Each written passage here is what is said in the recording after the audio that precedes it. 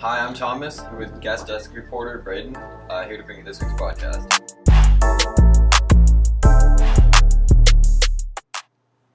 Now on to the wrestling story with Colin, Derek, Morgan, and Kaylee. Hi, I'm Colton Bauer here with Devin Demon. I'm going to ask him a few questions about wrestling. So Devin, how did your season go this year? It went pretty good. My first goal was to have 25 wins, and right now I'm out 29, so I'm pretty happy about that. Were you shocked that you made it to district? I was and I wasn't. Over the offseason, I put in a lot of work, and that helped out. So with the way your season went and making it to districts, do you think you might have a shot at making it to the states?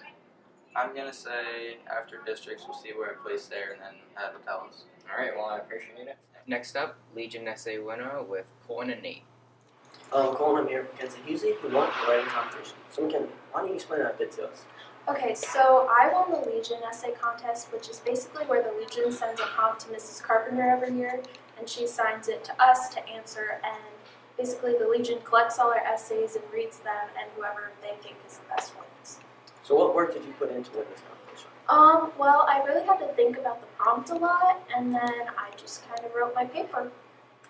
How do you feel about winning? I was not expecting it at all, but it feels good, so. Thank you for your time.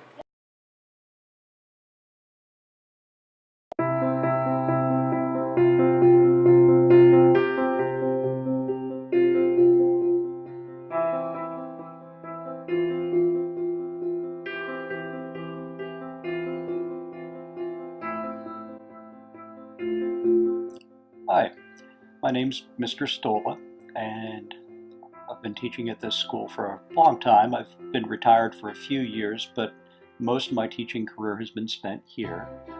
I'll tell you a little bit about myself. I grew up on a farm. It was a dairy farm outside of Berwick, but that's where I did go to school. A pretty tough time growing up because I had a large family. We actually I'm the oldest of 7, so I have 5 brothers and 1 sister, and I spent a lot of time helping getting them raised and studying and things like that. I still do a little bit of art, although I don't spend enough time on it to really pursue that as a second career. One of my professors, and it was very, very wise, told us at that time as education majors, he said, if you want to become a great teacher, chances are you will never become a great artist. And I think that's very, very true. If you really devote yourself to teaching and passing on what you've learned to other people, you're not going to have a lot of time to spend doing your own thing. You're going to be busier helping other people learn. Spider-Man, and it was done as a example. Did that probably 10 years ago, and it's a 3-point perspective drawing, which I like to teach perspective, 1-point, 2-point, and 3-point.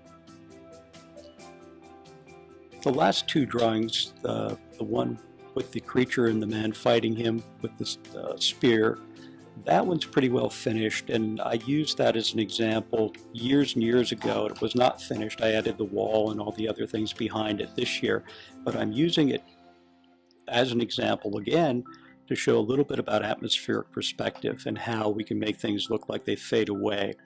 The last one that you looked at, you can see a creature. He's really foreshortened. His hand looks huge, and the rest of him looks like he's fading back into space. That one I'm going to talk a little bit about with the students as how to make things pop by using really deep shadows and putting light objects in front of them. It gives your work a nice sense of depth that way, because whenever you have a light object and you have a dark behind it, it's going to push it forward.